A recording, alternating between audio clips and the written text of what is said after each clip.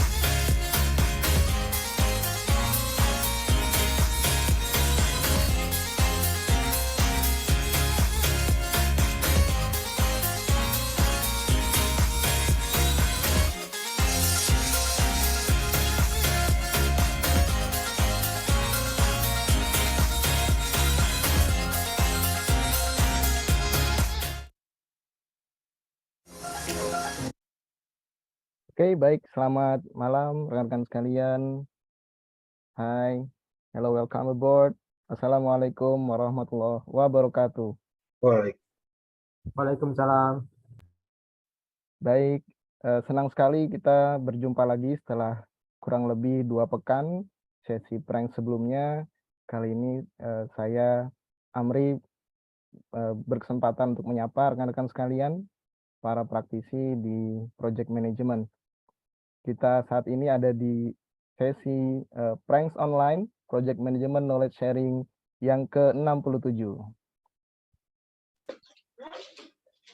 Baik, rekan-rekan sekalian, seperti biasanya pranks selalu menghadirkan pembicara dan juga materi-materi yang istimewa, dan tidak kalah menarik, pada malam hari ini kita kedatangan guest speaker dari PT Semen Indonesia Persero Tbk, Bapak Rahman Kurniawan sebagai Senior Vice President of Supply Chain.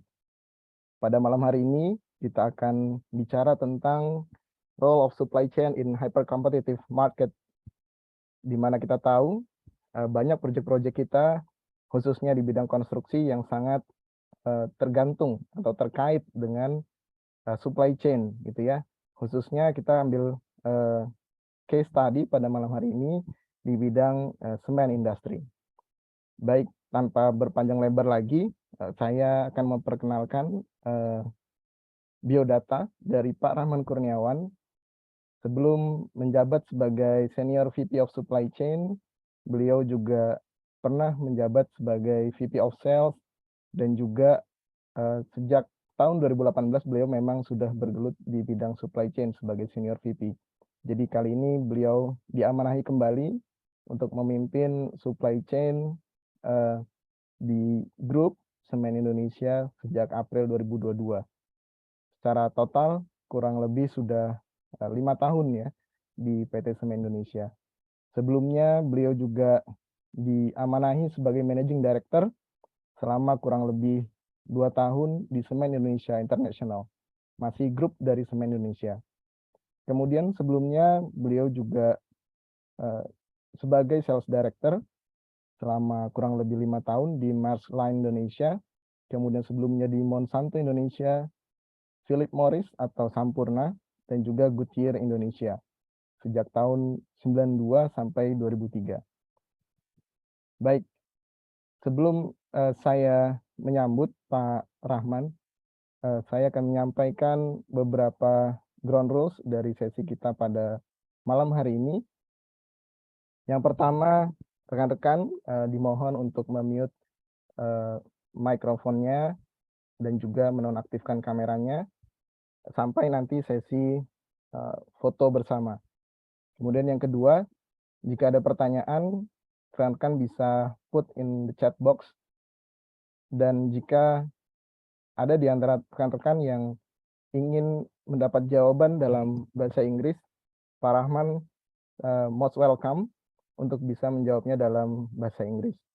Sesi ini akan direcord dan e-certificate akan didistribusikan setelah sesi ke all participant yang terdaftar. Kemudian bagi teman-teman yang menjadi member dari PMI Indonesia chapter akan otomatis menambah videonya. Dan unfortunately, but due to confidential reason, the presentation material cannot be shared. Namun recordingnya tetap bisa teman-teman nikmati di channel kami, PMI Indonesia Chapter YouTube channel. Jadi mohon untuk mensubscribe dan juga ring the bell untuk menikmati video-video menarik dan inspiratif di channel kami. Berikutnya, sesi akan di-deliver dalam bahasa, dan di akhir sesi kita akan adakan photo session, jadi please stay tune. Dan yang terakhir, happy learning and give us feedback. Baik, tanpa berpanjang lebar, saya akan menyapa Pak Rahman. Selamat malam. Assalamualaikum Pak Rahman. Waalaikumsalam warahmatullahi wabarakatuh. Selamat malam, Samri. Gimana kabarnya Pak? Sehat. Alhamdulillah. Oke. Ini Pertama, gambar saya jelas nggak ya? Jelas ya? jelas Pak. Ya. Pertama, kami mengucapkan selamat datang Pak Rahman di PMI Indonesia Chapter, dan khususnya di sesi pranks ke-67 ini kami sangat berterima kasih dan appreciate atas kesediaan Pak Rahman berbagi di sesi kami. Kami yakin akan banyak ilmu dan knowledge yang akan kita sama-sama dapatkan di sesi ini. Sekali lagi terima kasih Pak Rahman atas waktunya. Sama-sama. Semoga bisa menambah ilmu buat rekan-rekan. Dan juga saya bisa dapat ilmu juga dari pertanyaan-pertanyaannya nanti ya. Baik, langsung saja saya persilahkan kepada Pak Rahman untuk share screen dan melanjutkan sesi untuk berikutnya. Sampai nanti sesi tanya jawab akan kami pandu kembali. Baik, silahkan Pak Rahman. Baik, saya izin share screen ya.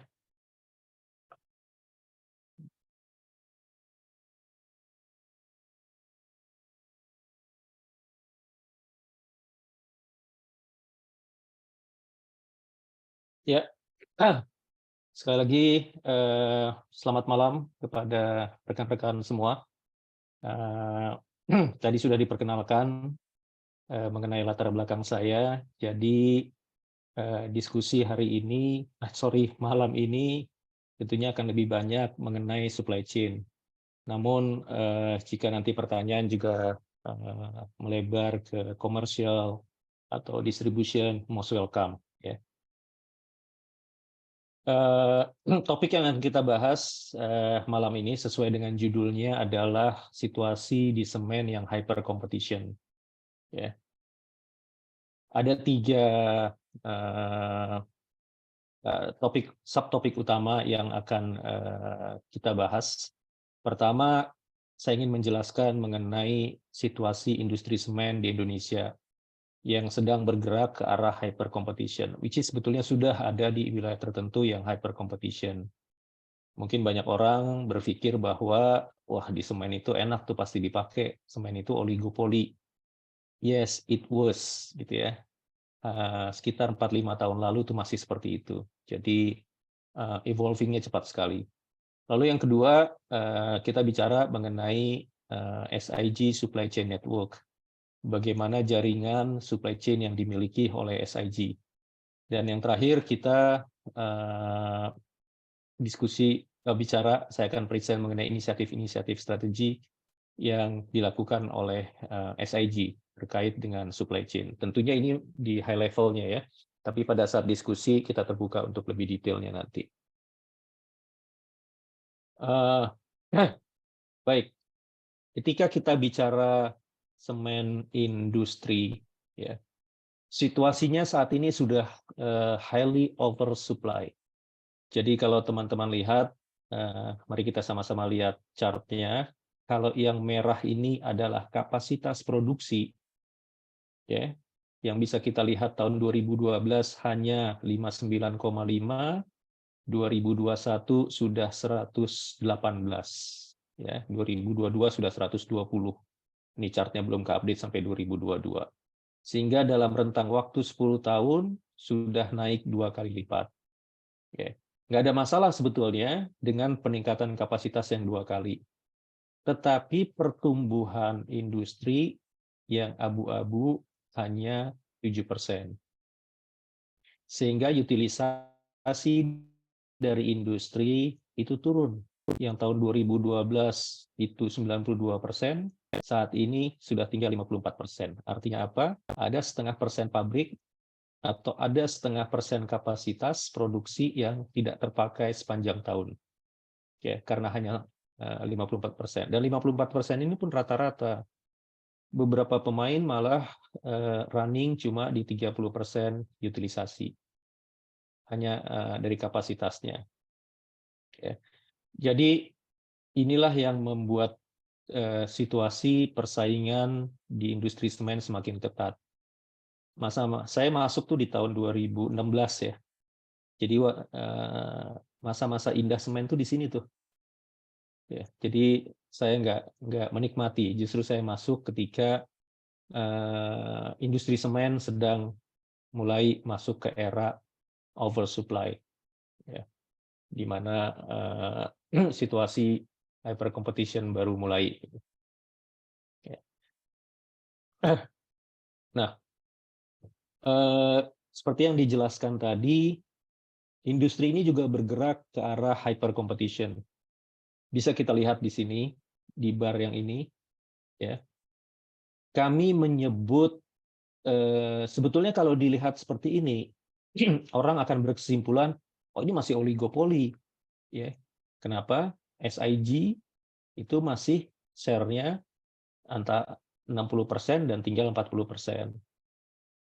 3 roda atau dikenal dengan pabriknya Indosemen, itu juga sama. Jadi kalau dijumlahkan masih dominan nih berdua. Betul seperti itu. Ya. Tapi jumlah pemainnya, kalau kita lihat, ya, yang tadinya cuma 5 pemain, nah di sini nih oligopoli nih. Ya, antar pemain ini saling kedip, saling kode, saling ngobrol aja pasar udah diatur. Bahkan kalau nanti kita jelaskan di belakang, karakteristik industri semen itu yang low value cargo itu juga sangat sensitif dengan transportation cost. Sehingga secara nasional memang 5-6 pemain. Tapi kalau kita lihat per wilayah, di periode ini itu banyak per wilayah yang single player. artinya monopoli. Ya, per provinsi atau 3 provinsi dia cuma sendirian. Tapi melihat di sini, semua sudah jumlah pemain meningkat 2,5 kali lipat. Kapasitasnya itu sudah meningkat 4 kali, dari 9% sekarang 36%. Ini kapasitas ya, bukan market share. Ya. Bisa dilihat di sini. Ini sudah dengan kapasitas 32 juta ton yang dimiliki oleh SIG, memang tetap paling besar, tetapi pemain-pemain kecil ini, mereka kita sebutnya eco brand karena masuk dengan semen murah, dan hampir semua adalah pemain semen internasional yang masuk. Ya.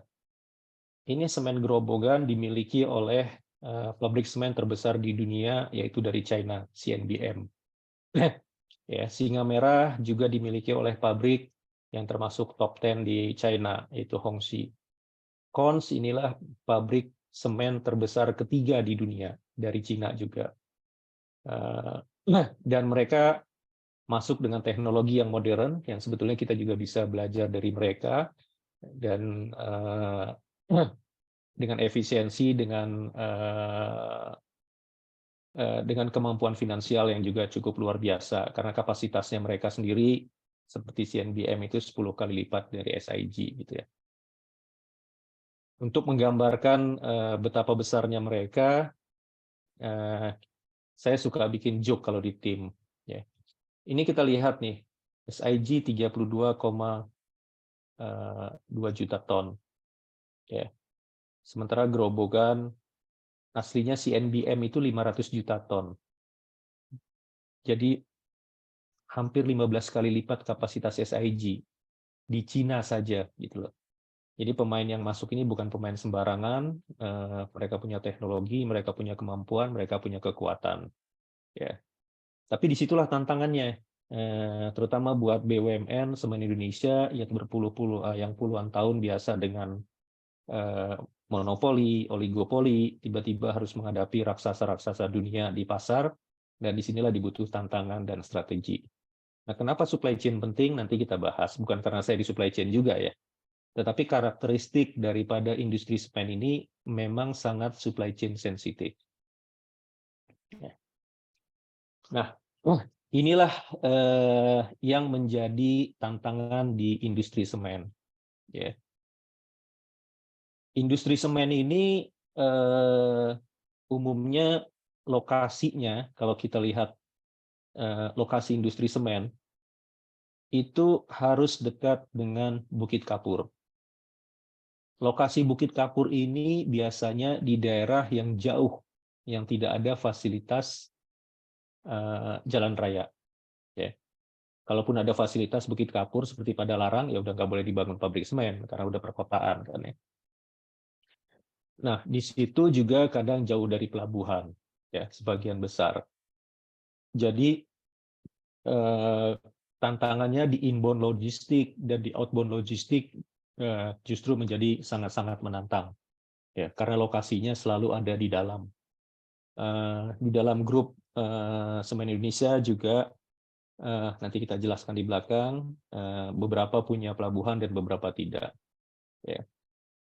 Di satu sisi kita punya fasilitas yang jauh dari tempat di mana konsumsi semen berada, ya. Tetapi di saat yang sama semen ini karena harganya murah, ya, kita harus bisa mengirim ke titik-titik di mana pembeli itu berada dengan kos yang seefisien mungkin.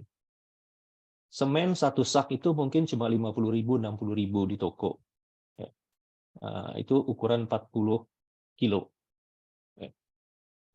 Setara dengan kalau teman-teman beli segelas Starbucks misalnya, untuk menunjukkan bagaimana cargo value dari semen. Ya. Sehingga biaya pengiriman atau transportation cost itu menjadi sangat-sangat sensitif. Nah, kita lihat kepada fundamental supply chain. Ya. Di sini saya praktisi, jadi kalau teori saya yakin rekan-rekan jauh lebih jago lah di sini ya. Saya hanya sharing praktikal-praktikal yang ada di industri saya yang mungkin nanti teman-teman bisa mengkaitkannya dengan teori. Saya hanya ambil yang paling umum. Kalau kita bicara supply chain, yaitu intinya adalah semua tahapan ya yang mencakup baik langsung atau tidak langsung, yang tujuannya adalah untuk memenuhi permintaan konsumen. Secara sederhana kita sebut seperti itu. Ya, tahapan itu mencakup manufacturer, supplier, transporters, warehouses, retailers, and customers. Kita bicara supply chain, kita bicara aliran information, aliran produk, dan aliran uang. Ya, cash in dan cash out. Nah, prinsip dasar inilah yang kami pakai. Dan saya yakin dipakai di semua tempat. Ya. Nah, sekarang kita masuk. Nah, bagaimana SIG Supply Chain Network kita? Ya. Kalau kita lihat di sini, SIG ini adalah holding BUMN untuk semen. 2019 kami mengakuisisi semen Holcim, atau teman-teman mungkin sebagian menyebutnya semen Cibinong. Ya. Kemudian bulan akhir Desember kemarin dan Januari, semen Batu Raja yang di Palembang juga bergabung. Sehingga ada pabrik semen Andalas, PT Semen Padang, Semen Batu Raja, Semen Holcim yang sekarang berubah menjadi Solusi Bank Indonesia, Semen Gresik, dan Semen Tonasa di dalam grup SIG. Ya. SIG memiliki 9 integrated plant location.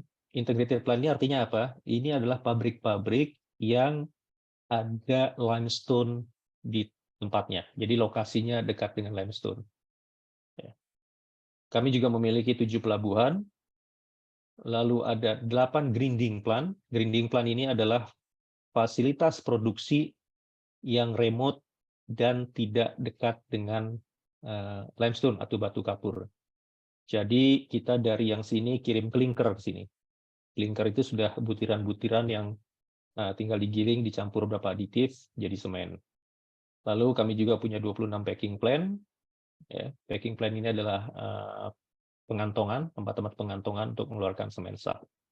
Ada sekitar 380 distributor di seluruh Indonesia untuk mengcover 70.000 toko. Jadi secara sebaran cukup masif karena bergabungnya 7 entitas tadi. Ya. Selain SIG juga memiliki 1 anak usaha pabrik semen di Vietnam. Ini adalah lokasi-lokasi packing plant dari SIG. Teman-teman bisa lihat di sini, di Lok Semawe, Malahayati, Belawan, Dumai, dan seterusnya, bahkan sampai di Sorong. Ya, jadi dari ujung sampai ke ujung, SIG punya fasilitas. Grinding plant ada di Ho Chi Minh, ya, dan kemudian beberapa tempat, termasuk juga di Panjang. Lalu pelabuhan-pelabuhan, umumnya pelabuhan-pelabuhan ini, pelabuhan besar, ini yang lokasinya di integrated plant location ini. Jadi yang integrated plant ini, selain dia dekat tambang lokasi batu kapur, SIG juga membangun pelabuhan sendiri, tapi pelabuhannya terminal khusus, TUKS, terminal untuk kebutuhan sendiri. Ya, jadi inilah sebarannya. Bagaimana logistik flow dari SIG ini dialirkan? Nah, gambaran kira-kira seperti ini. Ya. Ini adalah main plan, yang tadi integrated plan atau grinding plan. Dari sana dibawa bisa pakai kapal kargo, ya. Bisa langsung dengan truk, bisa juga bulk vessel, bisa juga barge. Ya. Dari sini dibawa ke packing plant. Ini biasanya semen yang curah dibawa ke packing plant, yang tadi ada sekitar 35 untuk pengantongan. Packing plant ini kita sebar di berbagai wilayah di Indonesia. Ya. Dari sini juga dibawa klinker untuk ke grinding plant. yang kemudian diolah langsung menjadi semen, baik semen curah untuk project maupun semen bag. Ini lari ke beberapa warehouse, kemudian lari ke toko atau lari ke end user. Jadi alirannya seperti inilah kira-kira kalau kami buat. Ya. Inilah yang dikelola oleh supply chain. Hanya udara aja yang nggak dipakai nih. Kenapa udara nggak dipakai? Ya cost-nya nggak masuk. Karena tadi semen itu satu tronton yang 25 ton, ya itu nilainya paling cuma 25 juta. Ya. Jadi teman-teman masukkan satu handphone, iPhone 14 di tengah-tengah tumpukan truk itu, cargo value-nya langsung naik 2 kali lipat. Ya untuk menggambarkan segitulah rendahnya cargo value dari semen, sehingga transportation cost itu menjadi sangat-sangat sensitif. Ya. Nah ini rekan-rekan, kalau kita petakan, lihat di dalam sistem, semua jalur distribusi yang dikelola oleh tim supply chain di SIG, di tim saya maksudnya, yaitu seperti ini garisnya. Ya. Dalam garis inilah setiap bulan kami harus membuat perencanaan rolling 3 bulan ke depan yang kami sebut dengan sales operation planning untuk mendapatkan cost to serve yang paling murah. Jadi kombinasi dari semua garis ini, kombinasi dari semua rute ini harus menghasilkan volume tertinggi dengan biaya yang seefisien mungkin.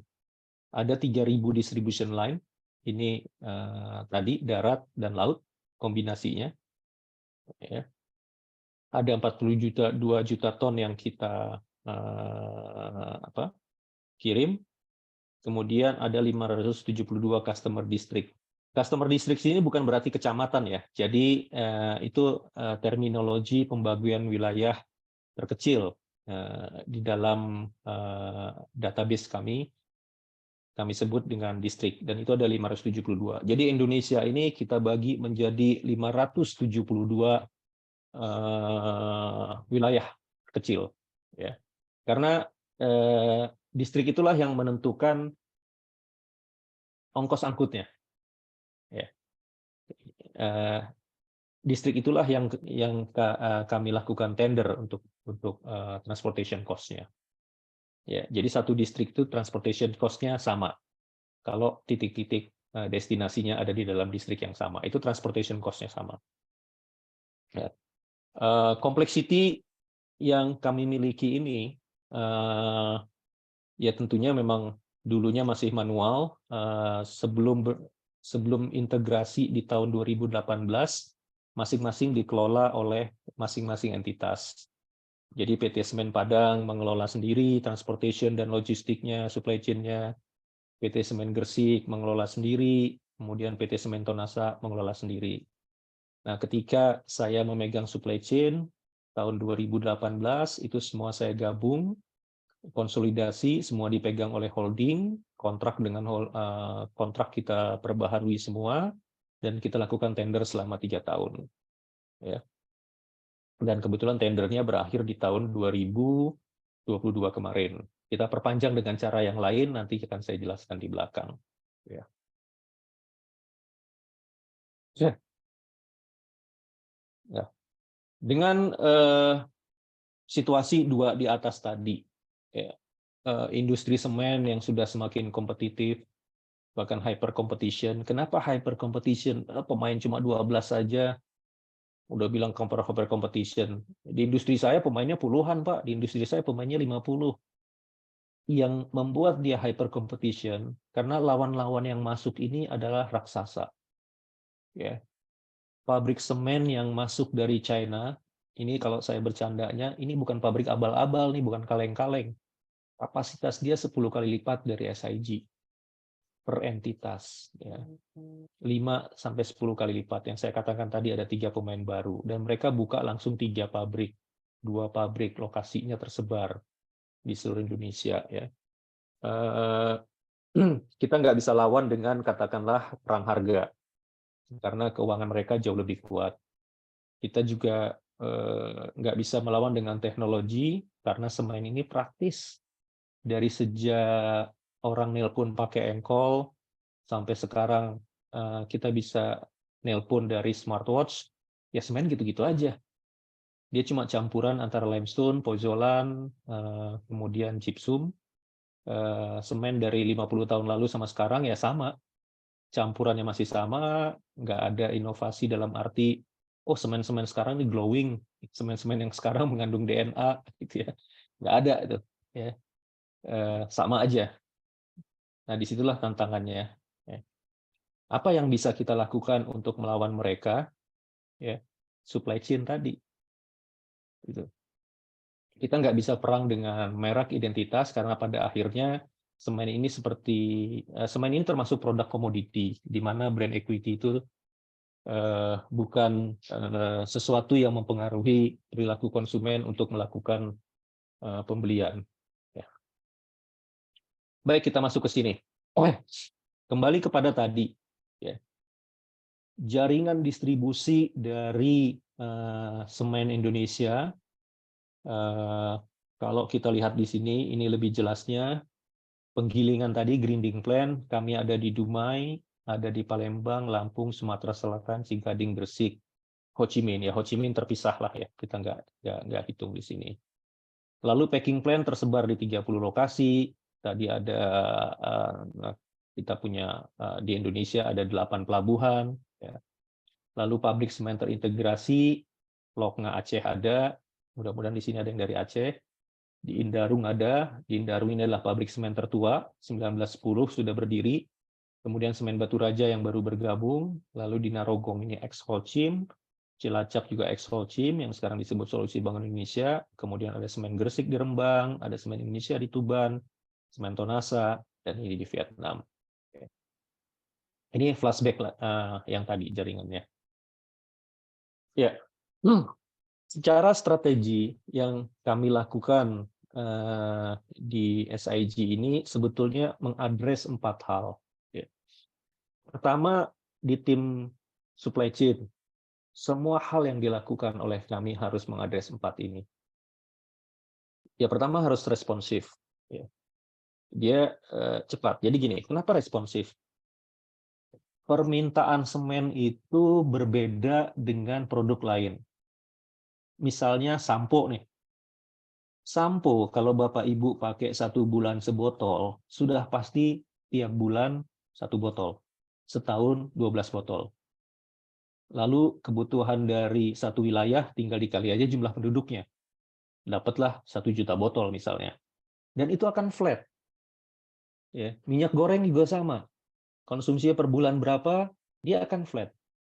Ya, semua produk-produk lain hampir semua seperti itu. Semen nggak seperti itu. Fluktuasi semen sangat-sangat tinggi. Ya. Kalau di satu wilayah sedang ada bangun balai desa, kebutuhan semennya bisa 5, 10, 20, 30 ton. 3 bulan. Tapi ketika balai desanya berhenti, kebutuhan semen di desa itu langsung 0. Ya. Dan 0-nya itu bertahun-tahun. Gitu. Contoh paling aktual adalah di Sumatera Selatan. Kebutuhan semen di Sumatera Selatan tuh meningkat sekali sejak tahun 2017, 18, 19, 20, ya, sampai 20 lah. Dimulai dari apa? Ketika ada SEA Games, pembangunan fasilitas di sana. Kemudian lanjut Asian Games, karena Jakarta dan Palembang. Pembangunannya juga bertambah. Lalu tol Trans Sumatera, ya, untuk sesi Lampung Sumsel. Wah, itu peningkatan semennya luar biasa. Jadi selama 4 tahun tersebut, kebutuhan semen di Sumatera Selatan meningkat tinggi. Dan kemudian beberapa pemain membangun fasilitas lah di sana. Karena biasa kan, tipikal kita kalau membuat forecast kan selalu memakai historical data. Nah, ketika fasilitasnya sudah terjadi, ini proyek selesai semua. Asian Games sudah selesai, SEA Games sudah selesai, proyek jalan tol di sana sudah selesai karena sudah masuk ke sesi yang Sumatera Tengah. Kebutuhan semennya itu turunnya nggak tanggung-tanggung, 50%. Skala besar. Jadi supply chain di semen ini itu harus responsif, karena tadi kan ada 572 distrik ya. Masing-masing distrik itu fluktuasinya bisa sangat tinggi. Jadi kita mob atau demob, mobilize atau demobilize dari kendaraan itu, armada itu harus tinggi. Ya, dan inilah kita lakukan. Kita platform, kita integrasi, kemudian kita kembangkan analitik dan planning tools, ya. Supply chain network design, inventory policy, kita melakukan negotiation dan contracting untuk memasukkan klausul yang bisa di perjanjian-perjanjiannya supaya kita lebih responsif. Kemudian implementasi sales operation planning, ini adalah rolling forecast untuk tiga bulan ke depan, dan tentunya ada transportation planning dan order fulfillment. Di sini di-cover oleh KPI yang mengcover untuk responsif ini adalah order fulfillment, cycle time, dan supply chain adaptability. Jadi yang ini pun ada KPI-nya. Resilient ini juga harus tahan banting. Jadi nggak peduli mau cuaca seperti apa, tidak peduli kalau di jalan ada hambatan, ada kerusakan jalan, ya. Semen tetap harus bisa terkirim. Dan di sini dibutuhkan long-term relationship dengan semua vendor, semua transporter, semua mitra, ya. Dan kemudian harmonisasi network tadi. Tadi kan ada 3.000 jaringan tuh. Nah itu setiap bulan selalu tim saya menganalisa untuk perubahan-perubahan rute. Titik ini diambil dari mana nih? Titik ini diambil dari mana? Oh di sini ada pabrik yang rusak. Dia harus di-routing kemana, gitu ya. Tersedia nggak kapalnya, tersedia nggak truknya, armadanya, segala macam. Dan tools-tools yang disiapkan sama supply chain network design juga untuk resilience, inventory policy, negotiation, warehouse process. Dan supply chain cost lah yang menjadi KPI memayungi. Jadi nggak bisa sembarangan juga. Oh, supaya kita resilient, kita armada harus standby, ya cost-nya nanti naik. Supaya kita resilient, kita harus kasih tarif yang setinggi-tingginya supaya truk-truk atau armada mau, ya nggak bisa juga gitu ya. Lalu teknologi intensif. Kalau saya rasa ini bukan sesuatu yang luar biasa, malah ini menjadi sesuatu yang mandatori. Apalagi kalau melihat tadi ada 3.000 line ya yang harus kita kelola, nggak mungkin cuma pakai Excel, sehingga ini juga menjadi bagian yang pilar utama di supply chain. Ya. Tadi ada inventory policy, sales operation planning, transportation planning, load building and dispatch. Ya. Kemudian track and trace, ini fasilitas prosedur, facility, proses yang di-develop oleh teman-teman. Ini pakai istilah dari sistem yang kita pakai. Gitu ya. Di sini KPI-nya supply chain network design, kemudian inventory policy yang related.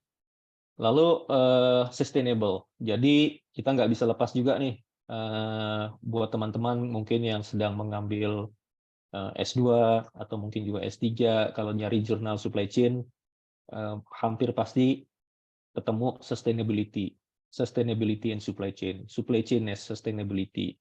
Ya, karena memang itu menjadi tema untuk supply chain ke depan. Ya.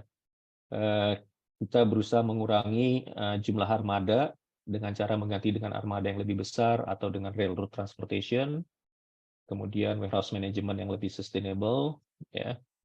Dan kita juga sudah melakukan kalau sustainability di sini supaya dia tetap sustain berkelanjutan ya. Tapi ada sustainability lagi yang kita juga implement sekarang untuk mulai mencoba di EV truck. Sorry, saya agak mix up di sini. Ya, 4 pilar inilah yang kami pakai. Dia harus responsif, dia harus resilient, dia teknologi intensif, dan dia juga harus sustainable. Nggak bisa sewaktu-waktu putus, nggak bisa di tengah jalan hilang. Ya, semua multimoda harus kita siapkan. Warehouse-nya harus kuat, tersedia di mana-mana. Kapan orang butuh barang, dia harus tersedia.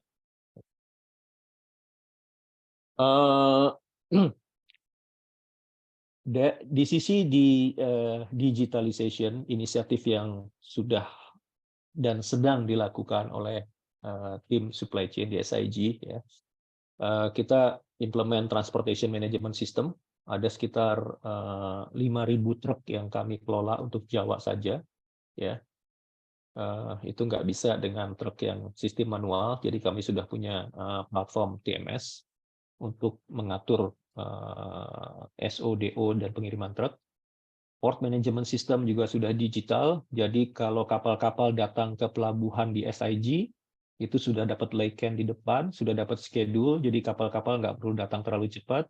Mereka sudah tahu, oh saya laycan-nya antara tanggal 20 sampai 25 Februari, sehingga mereka bisa mengatur speed datang ke sana, mereka bisa mengatur schedule datang ke sana, sehingga pas sampai di sana mereka tidak harus menunggu lama dan kena demurrage. Sales and operation tool juga kita digitalize, yang saya katakan tadi ini adalah 3 months rolling forecast, ya. Pallet management system, SODO monitoring, invoice untuk tracking juga sudah electronic invoice, kita sudah tidak paper lagi, sudah paperless. Proof of delivery juga sudah elektronik, ya, sudah pakai HP, jadi trackingnya kita sudah go live di Jawa, itu dengan geofencing dan kemudian mereka cukup klik di mobile phone-nya, di HP-nya untuk menunjukkan bahwa barang sudah sampai. Supply chain network design, kita pakai platform optimizer, dan sudah memakai e-billing, baik itu untuk pengiriman antar fasilitas, warehouse management system juga sudah kita pakai digital dan sudah kita monitor. Lalu untuk cost monitoring dashboard, ini kita review setiap minggu di dashboardnya, bagaimana perkembangan biaya kita, karena kita punya target yang harus kita capai, ya, untuk memastikan bahwa biaya tetap within target, tetapi tidak mengorbankan order fulfillment. Shipping monitoring system, kita bisa melihat pergerakan kapal-kapal kami. Jadi kita sudah tahu kapal yang mau datang atau kapalnya sedang di mana. Dalam pengadaan batu bara juga sama, sudah ada cool monitoring system. Dan di sini kita sedang mengimplementasikan proyek yang namanya Cargo Consolidator. Ini detailnya saya jelaskan di belakang, tetapi kami punya sekitar di Jawa saja hampir 40 transporter, ya, yang menjadi rekanan. Itu semua nanti bergabung di bawah Semen Indonesia Logistik, ya, untuk mendapatkan efisiensi.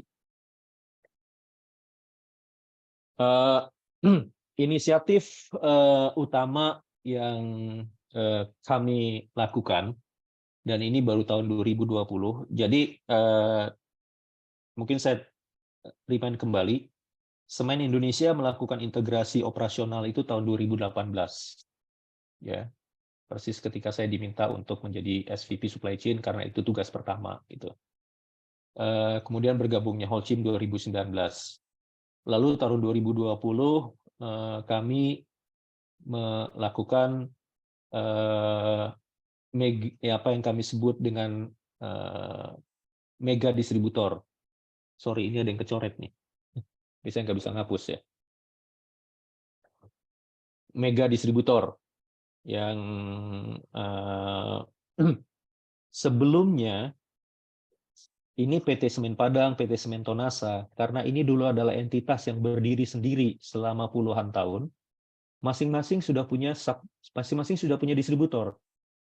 Ada yang punya 50, 60, Tonasa punya distributor sendiri, Holcim juga punya, ini Holcim yang berubah namanya jadi Solusi Bank Indonesia, Semen Gresik, Semen Indonesia sendiri juga punya, dan seterusnya, ya. Nah, kemudian ini waktu saya di sales, kita bentuk yang namanya mega distributor. Siapa yang menjadi mega distributor? Sebetulnya adalah SIG, holding yang menjadi mega distributor. Semua distributor yang berkontrak dengan masing-masing entitas ini pindah ke sini. Nah, sekitar 300 tadi. Dia kontraknya dengan SIG. SIG menjadi pembeli tunggal di sini. Sehingga para distributor ini pun bisa menjual berbagai merek, karena ini masing-masing punya merek nih. Distributor ini juga bisa menjadi distributor di berbagai wilayah. Kalau kemarin untuk menjadi distributor di Sumatera, kontraknya harus dengan Semen Padang. Untuk menjadi distributor di Sulawesi, kontraknya dengan Semen Tonasa. Sehingga mereka harus punya 2 bank, 2 jaminan, dan segala macam ya, kolateralnya. Tapi sekarang cuma dengan 1. Ya. Jadi ini semua terpusat di sini. Dan ini pun menjadi kekuatan, Ibu. Ini efisiensi dalam hal supply chain cukup kuat. Efisiensi dalam hal manajemen produksi, multi-brand strategi, penghematan biayanya cukup besar. Ya. Lalu ini juga menjadi potensial revenue. Karena apa? Kalau masing-masing tadi cuma punya 20-30 distributor, ketika digabung jumlahnya menjadi 300. Ini statusnya sub-distributor. SIG inilah yang menjadi distributor, makanya disebut mega distributor. Jadi bisa diklaim, kami bisa mengklaim bahwa SIG ini adalah distributor semen terbesar di Indonesia. Dan kedepannya sedang menuju menjadi distributor building material terbesar di Indonesia. Jadi kedepannya ini, kotak merah ini tidak hanya membawa semen, tapi juga membawa entitas lain. Ya. Perusahaan-perusahaan building material dari luar negeri, baik itu manufacturer atau teknologi provider, kalau mereka mau masuk ke Indonesia, mereka nggak perlu lagi keliling Indonesia untuk mencari distributor. Mereka cukup datang ke SIG, kita lakukan sama-sama due diligence dan discussion.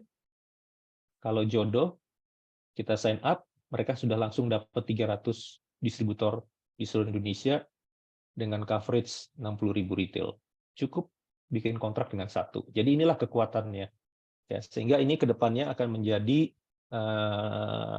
ini berjalan 2020 akhir ya, jadi sudah sekitar hampir 2 tahun.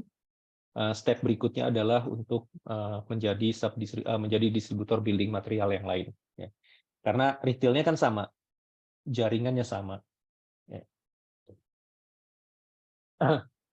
Nanti diskusi selanjutnya, detail selanjutnya bisa saya jelaskan sesuai dengan pertanyaan.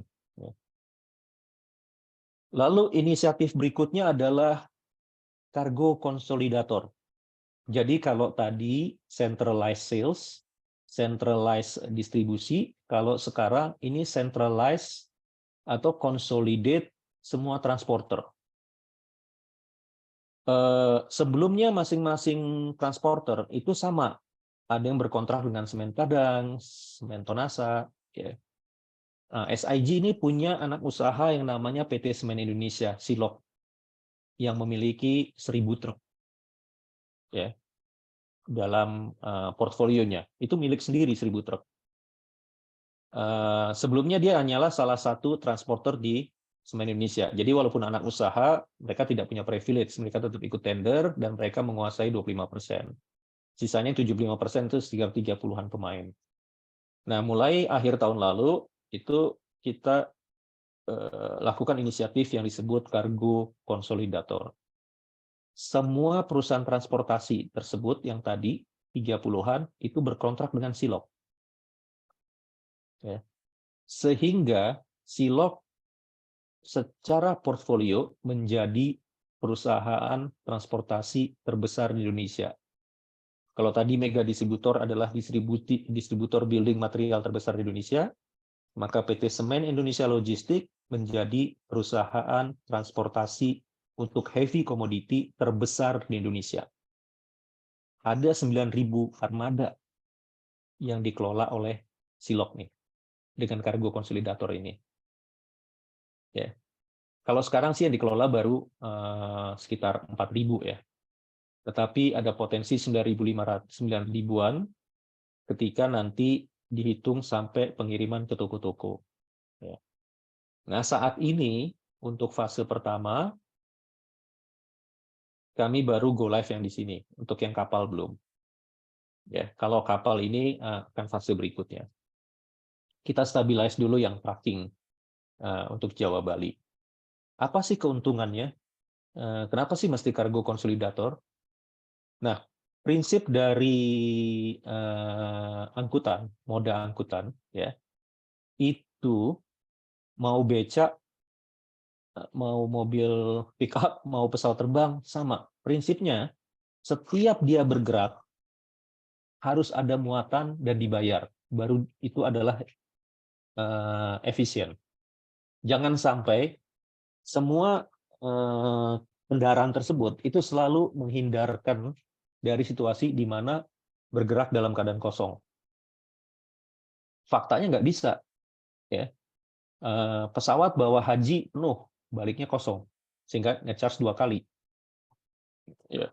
Lebaran, bis-bis, pesawat terbang ke arah mudik penuh, tapi mereka harus segera pulang, kosong. Makanya oleh pemerintah diberikan apa istilahnya tuslah, allowance untuk mereka menaikkan tarif karena bis-bisnya itu harus segera balik tuh. Ya. Nah, dengan kargo konsolidator ini kita mengharapkan dengan kita dikelola oleh Silog, kita bisa menangkap backhauling kargo sebanyak-banyaknya. Potensi revenue dari backhauling kargo inilah yang bisa secara terkonsolidasi menurunkan ongkos angkut SIG. Cara kita menurunkan biaya transportasi yang paling gampang, yang paling murah adalah kita tenderin. Semua transporter cakar-cakaran, kita dapat yang terbaik. Tapi sampai kapan mereka harus nurunin ongkos angkut, ya kan? Nah, kita kerjasama, mereka kita konsolidasi, kita sama-sama nih cari angkutan backhaul.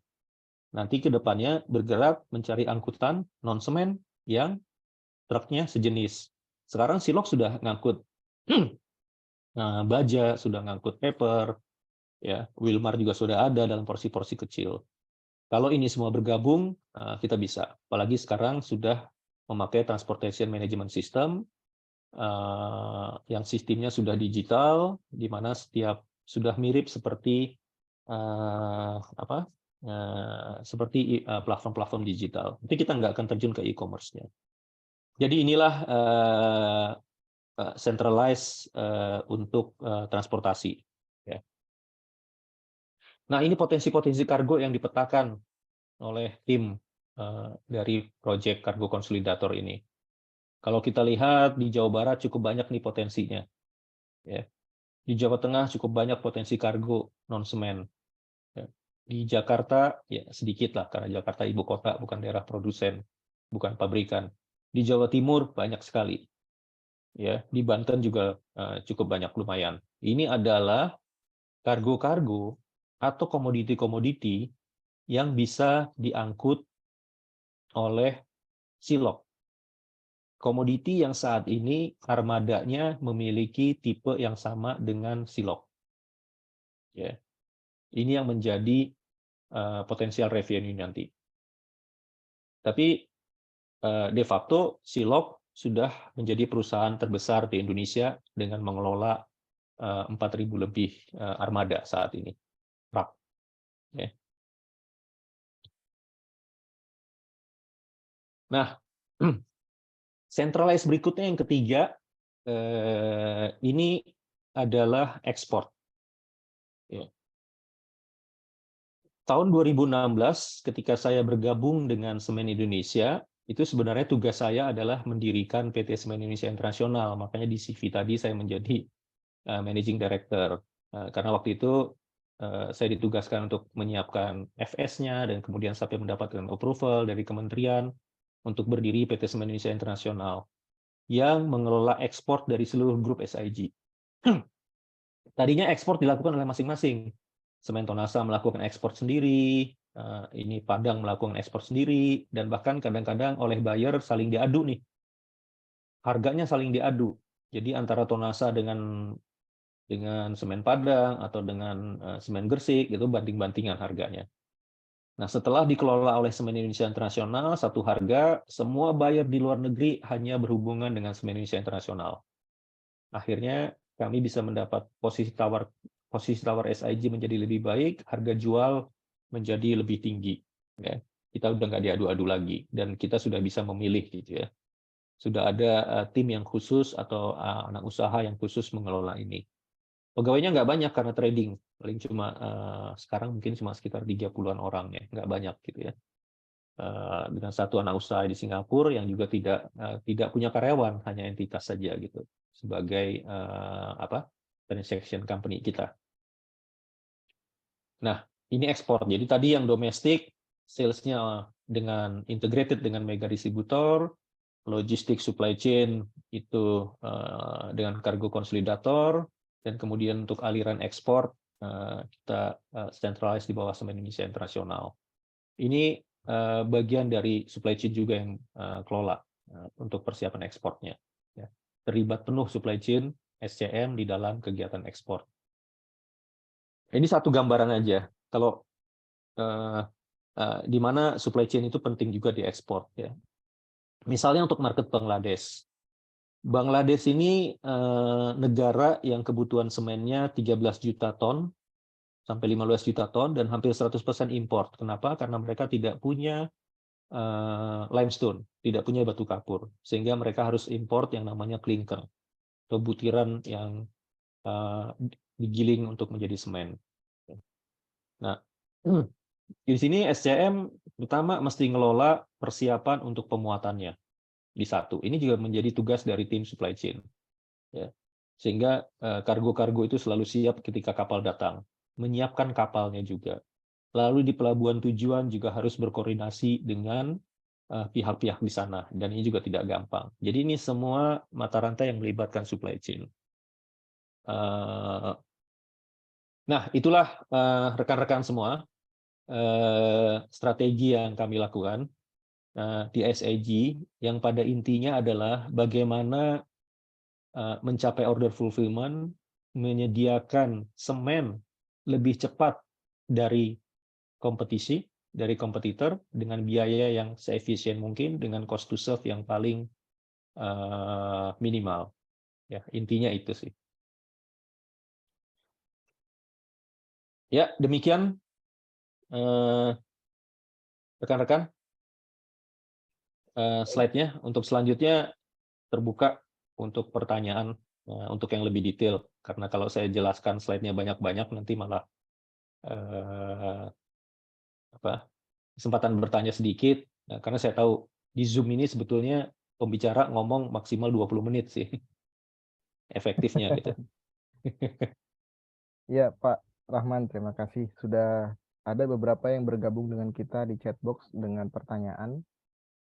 Kita mulai dari pertanyaan dari Pak Miftah Farid. Apa ancaman terbesar yang dihadirkan oleh pemain semen baru yang Bapak lihat yang berpotensi menggerus market share dari SIG? Mengingat secara cakupan wilayah SIG masih unggul dibandingkan kompetitornya. Nah, ini pertanyaannya ke market share, kalau tadi ke capacity ya Pak ya. Capacity. Iya. Nah, boleh, silakan Pak. Baik Pak Miftah. Jadi begini, seperti yang saya katakan tadi, pemain yang masuk ini bukan pemain sembarangan. Ya. Kalau dijumlahkan ketiga pemain itu, ya, itu kapasitasnya 1 miliar ton. Besar atau kecil sih 1 miliar? Oke. Market Indonesia cuma 70 juta ton. Market ya. Demand di Indonesia itu cuma kurang dari 70 juta. Udah saya buletin dia 70. Sementara kapasitas 3 pemain yang masuk ke Indonesia itu 1 miliar. Jadi saya bercandanya gini nih. Kalau dia zakatin aja 2,5% yang dari 1 miliar itu ke Indonesia, itu berapa? 25 juta kan? 25 juta ton dia zakat tuh. Dia udah dapat 35% market share. 38 loh. Itu belum dagang baru zakat. Jadi untuk menggambarkan betapa besarnya ini ancaman mereka. Nah, kenapa saya mengatakan supply chain ini keuntungan competitive advantage? Karena tadi semen ini sangat sensitif dengan cost. Bapak Ibu juga mungkin bisa lihat ya, konsumen terbesar dari semen itu ada di tengah kota. Tetapi toko bangunan itu paling nggak layak, nggak visible untuk berdiri di tengah kota. Toko-toko bangunan itu isinya barang-barang murah, mulai dari kayu, pasir, bata. Sayang kalau ada tanah di tengah kota dijadikan toko bangunan. Padahal toko bangunan yang bagus itu harus besar, karena barang-barang bahan bangunan itu bulky dan besar. Akhirnya dia harus ada di pinggiran. Lahan yang besar, luas, gudang yang besar, tapi di pinggiran. Yang akses masuk ke dalam kotanya gampang. Nah, disitulah kekuatan yang dibangun oleh semen Indonesia. Disitulah competitive advantage yang dimiliki oleh SIG saat ini, dan akan kita push lagi lebih jauh dengan tadi mega distributor dan kargo konsolidator. Jadi kalau di industri semen, dan sebetulnya sama lah untuk semua komoditi, siapa yang memegang jaringan distribusi, dia akan memenangkan persaingan. Karena semen ini beda ya dengan produk lain. Semen digratisin juga nggak akan dibeli, Pak. Pak Miftah nggak akan beli semen hanya karena ada program buy one get one. Tapi kalau yang saya katakan tadi, ini ada sampo buy one get one nih, beli aja lah. Walaupun di rumah masih ada stok, tetap dibeli kan. Gitu. Mungkin keramasnya diseringin supaya cepat habis. Gitu. Tapi kalau semen, nggak akan. Sebaliknya, pada saat dia butuh semen, pada saat kita butuh semen, tukang itu akan beli semen merek apapun yang ada di toko. Jadi kita make sure bahwa barang kita lebih dulu sampai di toko dari orang lain. Karena nggak akan nunggu tuh. Tukang nggak akan nunggu. Gitu. Kira-kira sudah menjawab nggak Pak Miftah? Gimana Pak Misbah? Sudah. Makasih, Pak. Sama-sama. Selanjutnya ada pertanyaan dari Zainul Arifin. Pertanyaannya tentang planning SIG, apakah ada rencana untuk membuka store retail khusus bangunan? Karena turunan dari semen itu banyak. Ya, sebetulnya sudah ada. Tadi yang Semen Indonesia Logistik itu sudah mencoba ada sekitar 4 outlet sekarang di Jawa Timur, tapi tidak bisa berjalan dengan baik. Karena apa? Yang dimiliki SIG ini cuma semen. Ya. Sementara semen itu adalah produk yang jarang sekali dibeli di store retail khusus. Bapak Ibu nggak ada yang beli semen di depo bangunan, di Mitra 10 gitu ya. Karena itu urusannya tukang. Iya. Ya. Sementara store retail khusus bahan bangunan ini harus punya produk lain yang banyak, itu itemnya ribuan. Dan itu kita nggak punya kompetensi di sana gitu loh.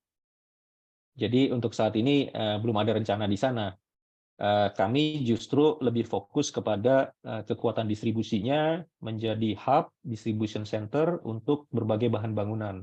Jadi kami yang menyediakan warehousing, transportation untuk bahan bangunan, sehingga toko-toko yang ada di tengah kota nggak perlu lagi punya space besar, mereka cuma jadi outlet aja, nanti barang langsung dikirim dari distribution center tersebut yang kami miliki. Kira-kira ke depannya gitulah.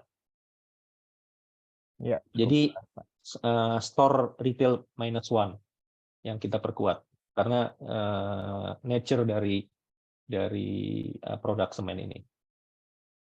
Itu Pak Zainul. Mendekat ya Pak ke toko-toko. Mendekat ke retail, mendekat ke konsumen, betul. Baik, berikutnya dari Pak Feby.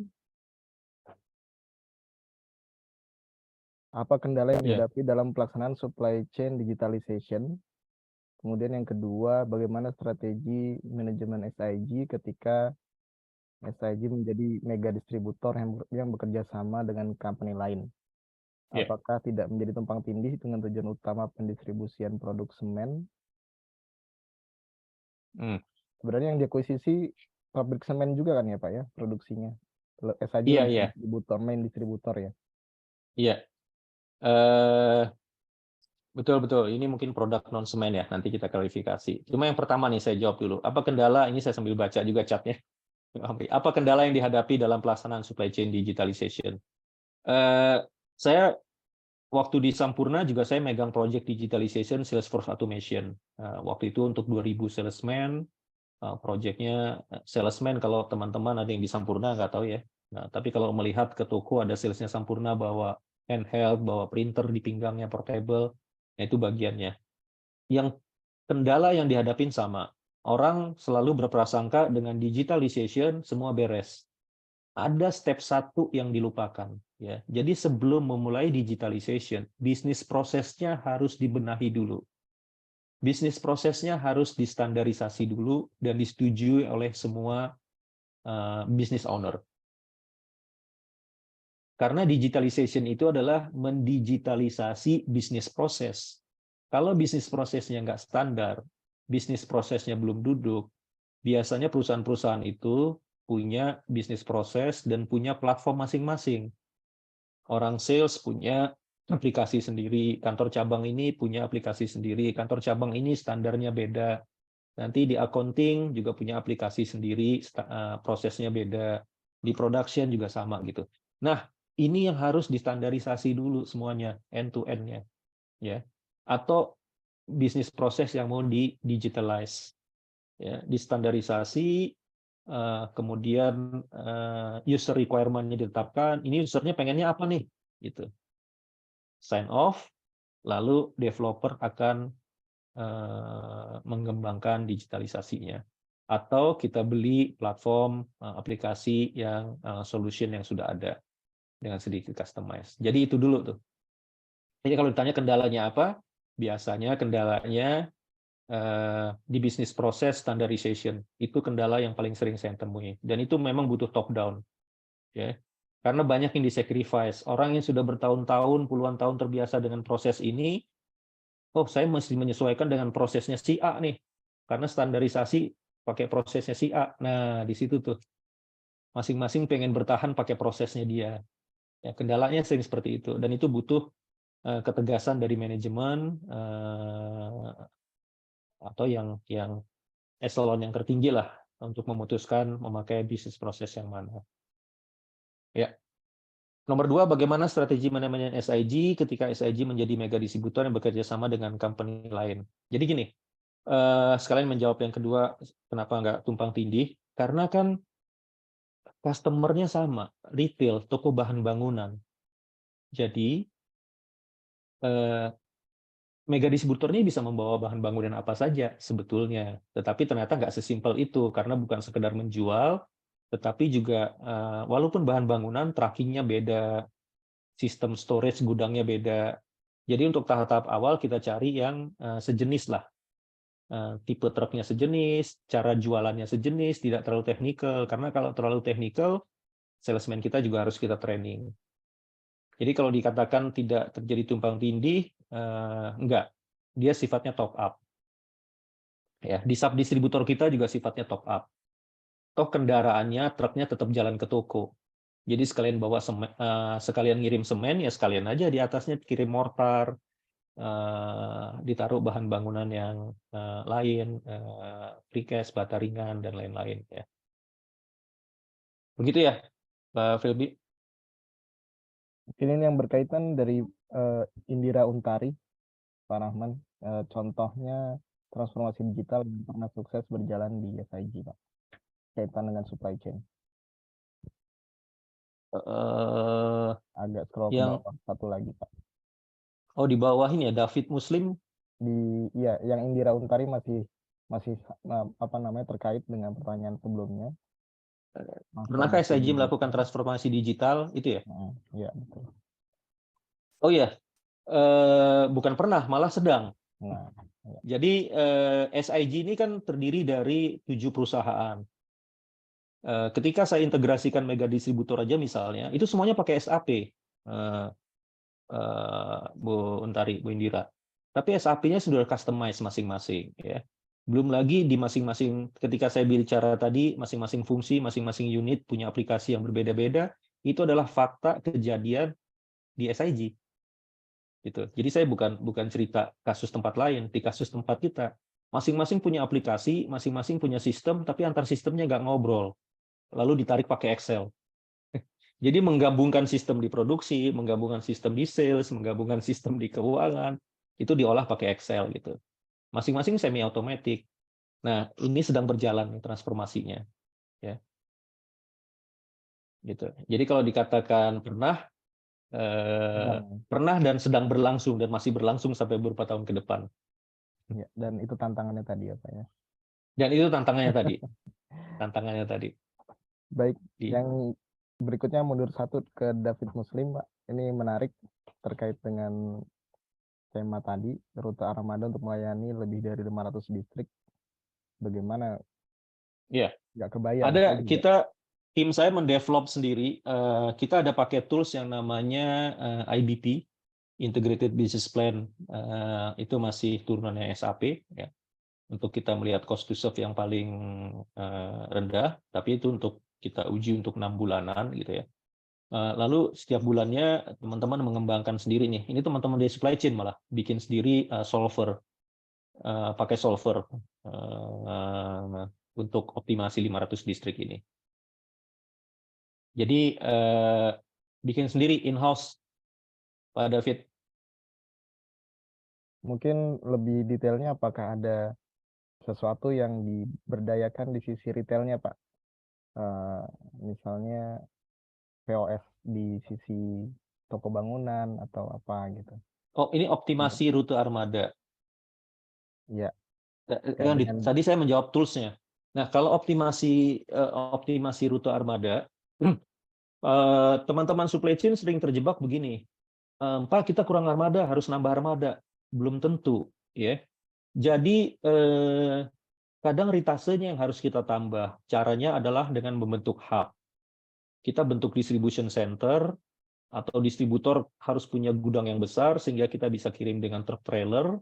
Truk trailer itu menjadi seperti conveyor, kemudian dari gudang distributor ke retail itulah memakai truk-truk yang lebih kecil. Ya, jadi syarat kita kepada distributor, gudangnya harus terima truk minimal tronton. Dan sekarang kita push untuk ke trailer. Ya, untuk bisa terima trailer. Jadi supaya lebih efisien. Kan truk itu kalau misalkan truk kecil dari pabrik ke lokasi gudang itu kalau jaraknya, apalagi kalau langsung ngirim ke toko, itu mungkin waktu tempuhnya bisa 2 hari. 2 hari dia cuma dapat 1 read. Ya. Nah, kalau kita pakai gudang distribution center di tengah pakai truk besar, truk-truk itu kan yang ritasenya cuma lead time-nya cuma 1 hari, 2 hari dia bisa dapat 2 read. Sehingga kita nggak perlu nambah truk. Ya. Dan kemudian untuk gudang distribution center-nya yang truk-truk gede ini, yang tadinya melayani, itu bisa melayani beberapa gudang. Ya. Nah, optimasi ini di tengah fluktuasi semen yang tadi tinggi, solusinya kargo konsolidator tadi, Pak. Jadi sistem di TMS kami seperti ini. Setiap distrik tadi, setiap rute, itu dari hasil tender, itu sudah ada pemenangnya. Biasanya ada 2 pemain di situ. Jadi sales order yang muncul di H-1 itu sudah langsung kelempar ke pemenang pertama. Dia dikasih waktu 5 jam. Kalau 5 jam dia nggak ngambil, maka sales ordernya langsung pindah ke pemenang kedua. Pemenang kedua punya waktu 3 jam. Kalau 3 jam dia nggak ngeklik ngambil, maka sales order tadi di-open. Semua driver, semua transporter bisa ngambil. Jadi gitu caranya. Sehingga kalau sampai tahun lalu itu, kalau truk-truk ada yang kekurangan truk, tim transportasi harus nelpon-nelponin tuh. Siapa yang punya truk? Siapa yang punya truk? Tolong dong. Gitu. Nah sekarang dengan aplikasi TMS yang kita pakai, itu sudah sistem yang lempar. Sehingga kita nggak perlu menaikkan ongkos angkut. Karena kalau manual, biasanya ongkos angkutnya harus kita naikin tuh. Pemenang 1 nggak ngambil, pemenang kedua nggak ngambil, udah panik kita. Oh ini ongkos angkut harus dinaikin, dan proses naikin ongkos angkut itu juga nggak gampang, butuh approval. Kita kehilangan momentum. Ya, jadi itu. Terima kasih tadi, Pak Amri, untuk koreksi pertanyaan. Begitu Pak David, yang kami lakukan, itu bagian dari kargo konsolidator tadi. Oke, baik Pak. Lanjut ke Pak Maiko. Ada pertanyaan terkait dengan policy over dimension. Apakah ini berpengaruh Pak terhadap kebijakan supply chain di SNB? Oh iya, pasti sangat berpengaruh. Kebetulan saya di Asosiasi Semen di Indonesia, saya jadi Ketua Bidang Ekonomi, dan saya juga yang memegang untuk roadmap odol ini. Kita sudah berapa kali ketemu dengan Kementerian Perhubungan, dengan Kementerian Kemenko Invest, bahkan akhir minggu ini atau awal minggu depan juga akan ketemu lagi dengan Pak Luhut untuk menyampaikan skema odol. Ya ini memang tantangan lah ya. Jadi skema apapun yang diambil itu akan menimbulkan peningkatan biaya. Kita akan ikuti kebijakan pemerintah. Kita sedang lakukan advokasi dengan beberapa skema. Gitu. Jadi sedang sama-sama menyusun nih antara berbagai macam asosiasi, nggak hanya semen. Minuman juga sama, keramik, baja, dan lain-lain tuh, pupuk ya. Gitu. Jadi kalau dampaknya terhadap supply chain, sebetulnya dari SIG sudah nyiapin. Yang tadi saya katakan tadi, kita sudah bergerak ke truk yang ukuran besar, trailer, karena di situ overload-nya tidak tinggi. Ya. Lalu kita buka beberapa gudang-gudang besar, distribution center, sehingga nanti truk-truk kecil yang toleransi odolnya masih dalam batas tolerable, itu bisa bergerak untuk mengirim langsung ke toko-toko atau lokasi project. Dan kita juga ada kerjasama dengan kereta api, saat ini sudah berjalan, ya. Lalu kita juga pakai moda pengiriman dengan kapal.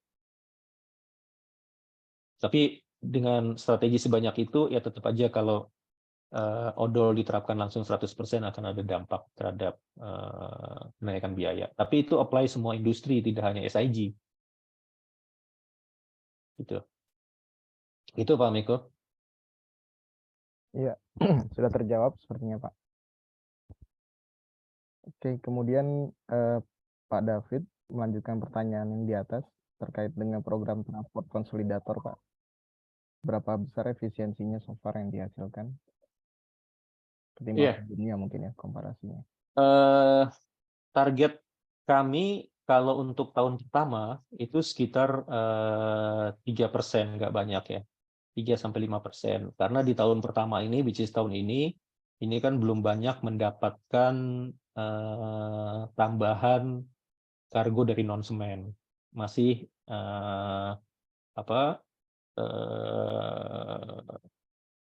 stabilize untuk yang internal dulu gitu ya. Di tahun kedua mestinya dari tambahan revenue itu, Silog mendapat tambahan revenue itu yang secara terkonsul bisa menurunkan ongkos angkut. Ya. Kita kan bayar ongkos angkut ke Silog. Silog misalnya kita bayar ongkos angkut ke Silog misalnya nih ya 100.000. Kalau Silog dapat untung dari ngangkut produk-produk lain 20.000. Kalau dikonsul kan sebetulnya ongkos angkutnya cuma 80.000 gitu. Nah, cuma yang 20.000 dari luarnya itu baru akan mulai nanti di Q4 dan tahun ke depan. Begitu Pak Adam. Dan ke depannya juga sudah banyak perusahaan logistik yang mau masuk melihat konsep kargo konsolidator ini, bukan tidak mungkin dalam 2 tahun akan kita IPO kan Silog.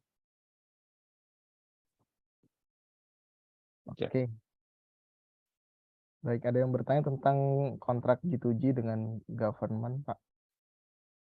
Iya, G2G dengan government ini mungkin lebih ke ini ya, yang proyek-proyek infrastruktur pemerintah yang dipegang oleh karya-karya. Pengaruhnya ada, tentunya ada terhadap penggunaan semen ya, karena kita jadi punya akses. Tetapi secara governance mereka juga tetap melakukan tender. Jadi perusahaan-perusahaan tersebut, walaupun dia sesama BUMN, juga nggak bisa langsung pakai semen Indonesia. Jadi kita juga ikut dalam proses tender gitu. Nah, kekuatan tadi, karena supply chain yang kuat, kita cost to serve kita lebih efisien, sehingga kita bisa masuk dengan harga yang lebih murah. Kira-kira begitu. Iya. Lanjut ke bawahnya, Pak. Ada pertanyaan dari Adrius Abrar terkait dengan perusahaan-perusahaan swasta banyak yang mengambil porsi kepemilikan jalan tol. Apakah semen Indonesia juga berencana ada ke arah sana, Pak? Waalaikumsalam, Adrius. Kalau jadi gini, semen Indonesia ini kan BUMN ya. Nanti termasuk masalah menjadi pemilik ini tentunya sesuai dengan penugasan dari pemilik saham, yaitu pemerintah yang diwakili oleh Kementerian BUMN. Saat ini kalau untuk pemilik jalan tol belum ada ke sana sih ya. Belum ada saat ini. Tapi kalau untuk produk precast dalam skala kecil sebenarnya sudah ada, karena Semen Indonesia juga punya anak perusahaan ready mix konkrit atau beton yang juga produksi precast, tetapi tidak besar. Karena sampai saat ini kalau precast kan masih dipegang oleh karya-karya. Begitu. Jadi kalau portfolio produk itu masih tetap dalam koordinasi di bawah Kementerian BUMN sebagai pemegang saham. Pertanyaan kedua, dengan masuknya produsen Cina ke Indonesia, kenapa SI malah ekspor ke Cina juga ya? Jadi gini, Cina itu kan luas ya. China itu luas. Sebenarnya China itu benua. Walaupun dia punya pabrik ada ratusan lokasi di sana, tetapi antara satu titik ke titik lainnya itu jaraknya jauh. Yang kedua, kapal-kapal yang menuju ke Cina itu banyak. Rekan-rekan semua mesti ingat nih. Mungkin sebagian yang bergerak di shipping atau logistik juga tahu bahwa 50% of the global trade come from or to China. Ya, jadi 50% perdagangan internasional itu datang dari atau datang ke Cina. Kapal-kapal 50% kapal-kapal niaga di Indonesia di internasional itu Cina dan ke Cina. Nah, kenapa kita ekspor? Itu kapal-kapal yang kembali dari Afrika, kapal-kapal yang kembali dari Europe, yang kembali dari Samudra India atau dari Australia yang lewat Indonesia, itu kan kosong. Ya. Nah, kalau mereka ngambil semen dari Indonesia memakai kapal itu lebih murah daripada mereka membawa semen dari Cina bagian utara. Jadi yang kita ekspor itu adalah Southern Cina, yang lokasinya memang dekat ke Indonesia. Gitu. Dan itu lumayan, ada sekitar 200.000, 300.000 ton per bulan yang volume yang kita ekspor ke sana, bisa 5 kapal sebulan yang kita ekspor ke sana, Pak. Enggak. Mungkin tambahan dari saya ini menarik pertanyaan tentang kompetitor tadi, Pak. Yang secara kapasitas sebenarnya kecil di Indonesia, tapi secara global mereka pemain besar. Mereka cara masuk ke Indonesianya apakah mengoptimalkan supply chain atau meningkatkan kapasitas produksinya secara tiba-tiba karena memang teknologinya mendukung, atau seperti apa Pak yang dikhawatirkan? Iya, teknologi mereka juga mendukung. Ya, mereka masuk dengan teknologi yang bagus karena pabriknya kan baru ya. Kalau pabrik-pabrik semen Indonesia kayak di Padang, ada semen Padang itu sudah berdiri dari 1910. Ya, pabrik terbarunya itu berdiri tahun 2015. Mesin yang terbarunya gitu. Jadi mesin-mesin di pabrik semen Indonesia Grup SIG ini ada yang umurnya udah 20-30 tahun. Sementara pabrik semen Cina masuk dengan teknologi yang modern. Sebenarnya kualitas semennya sama gitu ya.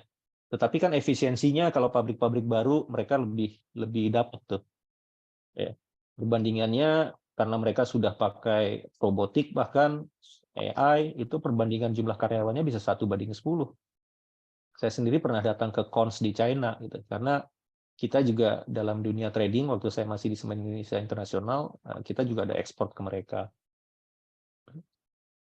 Jadi masuknya seperti itu, mereka buka pabrik, mereka penetrasi di wilayah sekitar yang terdekat dan kemudian buka pabrik kedua, buka pabrik ketiga dan seterusnya seperti itu.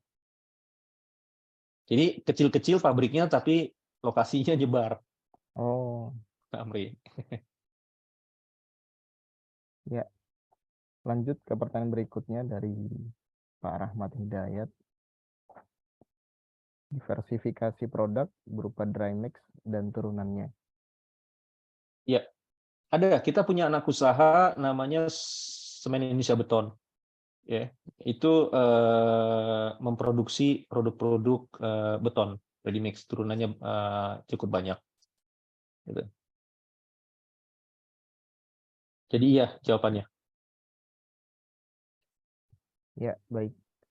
Lanjut ke pertanyaan tentang kriteria vendor transport atau transporter tadi, Pak. Seperti apa yang saat ini? Apakah usia kendaraan, jumlah armada, dan sebagainya?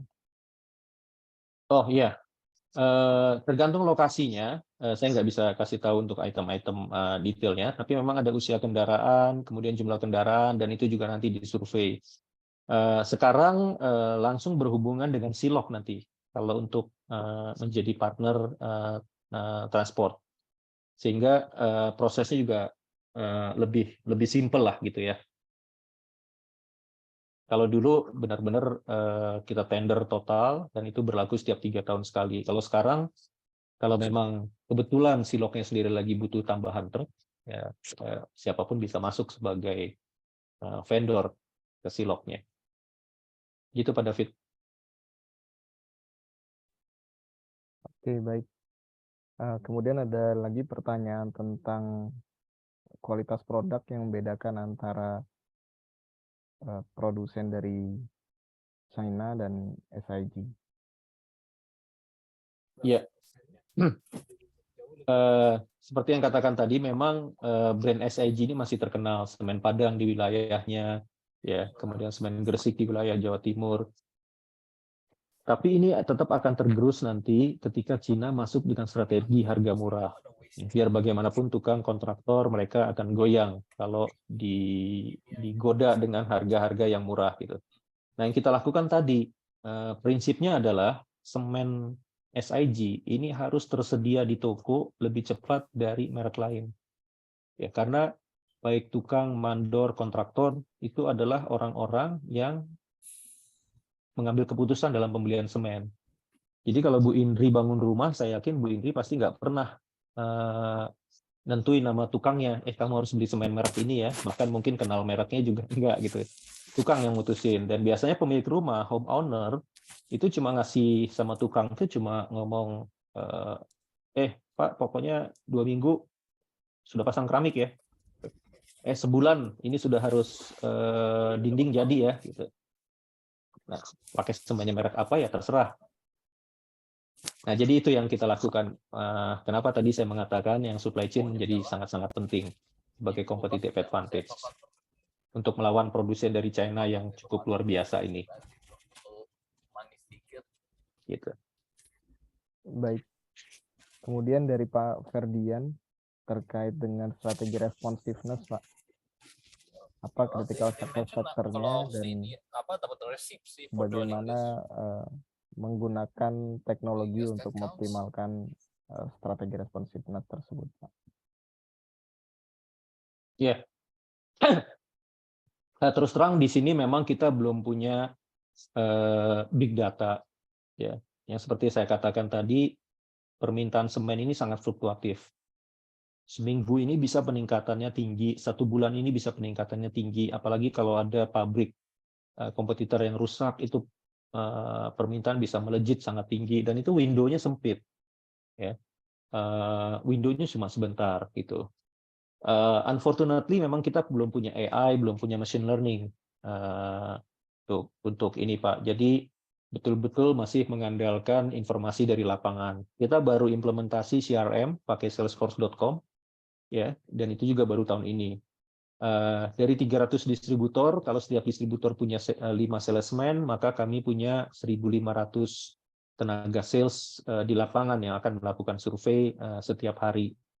Jadi mereka lah yang akan menjadi mata dan telinga kita yang masuk melalui SFDC tadi, aplikasi CRM. Jadi nanti survei yang dari aplikasi CRM itulah yang akan menjadi big data dari kami untuk mengambil keputusan. Tapi itu baru mulai. Dan kalau pakai machine learning saat ini belum ada dalam budget pipeline kami, Pak Ferdian. Baik, pertanyaan berikutnya sudah sama dengan sebelumnya ternyata sepertinya, Pak. Lanjut ke pertanyaan dari Mas Arif Prasetyo. Selamat malam Pak Rahman, thank you atas sharingnya. Di masa pandemi kemarin terjadi pula supply crunch dan sebagian dikarenakan minimnya atau sulitnya visibilitas supply chain untuk material dan supply. Apakah boleh di-share bagaimana SIG melakukan supply chain visualization dan apakah prosesnya di-drive oleh supply chain atau operation? Ya, supply crunch terjadi kemarin itu lebih kepada yang terkait dengan internasional ya, atau import, karena supply crunch di internasional selama tahun 2020, 2021 sampai awal 2022 ya, akhir 2020 sampai 2022 memang luar biasa karena kapal-kapal stuck, kemudian karena COVID banyak kapal atau kontainer stuck di mana-mana gitu. Di domestik untuk semen tidak terlalu berdampak. Dampaknya lebih kepada kenaikan freight cost, Pak Arif. Karena kapal-kapal yang ada di domestik itu akhirnya banyak yang lari keluar karena tarif di luar itu sedang naik bahkan sampai 4 kali lipat dibandingin normal. Sehingga kekurangan domestik kapal, kontainer juga kekurangan di dalam. Jadi seperti itu sih. Terus strategi kita seperti apa? Ya kan kami sudah punya kontrak 3 tahun dengan masing-masing provider itu. Kalau mereka kemudian ada yang berkurang kapalnya, ya kita catat sebagai ini mereka compliance mereka terhadap kontrak. Kemudian kita hitung di perpanjangan kontrak nanti. Gitu. Ya. Lalu kalau untuk barang impor di procurement kita punya gudang buffer. Jadi beberapa spare part yang sifatnya general dipakai oleh beberapa pabrik itu kita minta vendor untuk punya gudang buffer di Jakarta misalnya. Jadi kalau dulu atau sebelumnya, sebelum diintegrasikan sebelum 2018, itu masing-masing entitas memiliki inventory sendiri-sendiri. Sekarang tidak. Sekarang bahkan bukan SIG, tapi vendornya yang kita minta untuk melakukan stocking. Gitu, di gudang di Jakarta gitu misalnya ya. Tergantung spare part atau item itu dibutuhkan di mana. Jadi semen Padang nggak perlu lagi nyetok spare part, semen Batu Raja nggak perlu nyetok spare part sudah di stok di wilayah Jakarta oleh vendor. Ya. Gitu Pak Arif. Ya, semoga terjawab, Sarif. Ya, kemudian di bawah ada pertanyaan dari Pak El terkait dengan IKN ya. IKN dan porsi SIG seperti apa. Untuk IKN sudah tentu ini jadi fokus kami. Kebetulan, sorry bukan kebetulan, di sekitar pabrik itu SIG punya 2 packing plant, satu di Samarinda, satu di Balikpapan. Yang secara kapasitas masih tersedia idle cukup untuk mensuplai IKN. Dan kita juga sudah buat perencanaan untuk kalau volumenya naik sampai 4-5 kali lipat. Jadi tim di supply chain sudah siap dengan skemanya. Ya, skema untuk pelabuhan, skema untuk kapal dengan ISO tank. Jadi tergantung peningkatan volumenya. Jadi pada saat volume sampai di level tertentu, fasilitas kita yang ada di Samarinda dan Balikpapan cukup. Kalau volumenya naik, skemanya seperti apa tambahan moda transportasinya. Kalau naik sampai selevel ini, nah itu semua sudah disiapkan. Gitu. Karena semen ini sekali lagi dia tidak flat. Apalagi dalam masa pembangunan itu peak-nya akan terjadi sangat tinggi, tapi biasanya cuma 3 bulan. Gitu. Atau cuma 6 bulan di satu lokasi. Habis itu drop lagi, karena begitu masuk finishing, semen sudah nggak ada. Ya. Nah itu sudah kita siapkan semua skemanya. Dan sekarang sudah jalan supply-nya. Bahkan tadi sore juga saya baru rapat juga untuk proyek IKN ini. Begitu, Kyle. Oke, baik. Sambil menunggu pertanyaan yang lain, dari saya mungkin agak sedikit penasaran, Pak Rahman, terkait dengan penerapan satu harga ya. Kalau nggak salah beberapa tahun yang lalu ada kebijakan satu harga untuk yang Indonesia Timur, khususnya di daerah Papua. Apakah akan lebih approach-nya ke arah membangun factory di sana atau mengoptimalkan supply chain, Pak? Lebih mengoptimalkan supply chain. Karena begini, Papua itu luas ya. Papua itu lebih luas dari Pulau Jawa. Itu pertama. Kemudian dalam hal supply chain, tidak selalu jarak yang dekat itu cost-nya lebih rendah. Contoh, saya tinggal di daerah BSD nih ya. Kantor saya di South Quarter, di Jalan Kartini atau TB Simatupang. Dari BSD ke Palmerah, itu ongkosnya cuma 15.000 karena ada KRL. Padahal jaraknya 30 kilo. Tapi dari South Quarter ke Palmerah, itu ongkosnya 50.000, padahal jaraknya cuma 6 kilo karena harus naik taksi. Nah, problemnya kalau di Papua, dari satu titik ke titik lain, itu harus naik taksi. Nggak ada jalur niaga. Jalur niaga ke Papua justru lebih banyak dari Makassar atau dari Teluk Bayur. Ya, Surabaya. Surabaya itu adalah hub-nya untuk Indonesia Timur dan juga Makassar. Gitu. Sehingga transportation cost dari Teluk Bayur ke Jayapura itu bisa lebih murah daripada Timika ke Jayapura, walaupun sama-sama di Papua. Gitu. Karena tadi, dari Timika harus naik taksi, kalau dari Teluk Bayur ada angkot, ada KRL, gitu Pak Amri. Jadi menjawab yang tadi, kita nggak akan buka pabrik di sana. Kita optimize saja pengiriman dari pabrik yang di Makassar, Tonasa, terus kemudian kami juga punya packing plant di Sorong tadi. Bahkan ke Freeport, itu lebih murah ngirim dari Tuban. Tuban. Betul. Padahal Karena ada kapalnya rutin ada ke sana. Jadi ibaratnya dia punya jalur angkot gitu. punya trayek ya Pak. Ada trayek, sama seperti tadi, walaupun 30 kilo, tapi ada kereta, ada KRL. 6 kilo dari kantor saya, itu harus naik taksi. Gitu. Jadi nggak selalu dalam transportasi itu jarak yang dekat lebih murah daripada jarak yang jauh.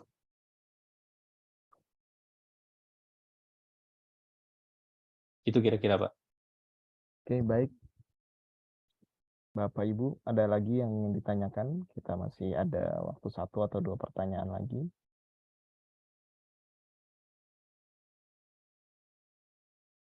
Oke, jika tidak ada lagi, kita ada sesi foto. Bapak Ibu, rekan-rekan sekalian, dipersilahkan untuk mengaktifkan kameranya sebelum kita ambil gambar. Silahkan, kami persilahkan rekan-rekan sekalian.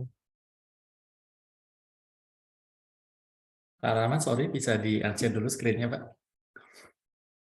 Ya. Yap. Sudah, Pak. Oke. Oke, Kita saya tolong akan dibantu, mulai ambil ya. David. Ya. Wah, ada yang lagi rapin rambut, jadi kita tunggu dulu bentar. Wah, oke. Udah ganteng, udah. Oke, chatnya tolong ditahan dulu ya, biar nggak ganggu ya. Nanti setelah ambil foto baru di chat lagi ya. Oke, halaman pertama udah.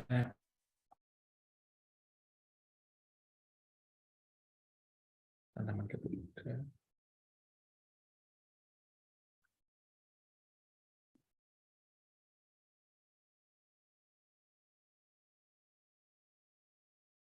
Oke, sudah. Terima kasih. Oke. Baik, akhirnya kita sampai di penghujung acara untuk Pranks edisi ke-67.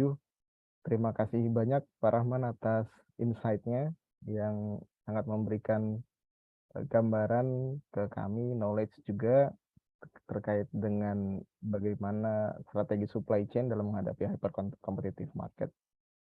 Baik, saya ucapkan terima kasih sekali lagi untuk pembicara kita pada malam hari ini, Pak Rahman Kurniawan. Salam untuk rekan-rekan di semua Indonesia, SIG. Saya akhiri, teman-teman. Selamat malam. Assalamualaikum warahmatullahi wabarakatuh. Selamat malam semua. Terima kasih. Pamit dulu. Assalamualaikum Terima warahmatullahi kasih, Pak wabarakatuh. Rahman. Ya, sukses semua untuk Sukses, Pak. rekan-rekan dan PMI. Saya izin live ya.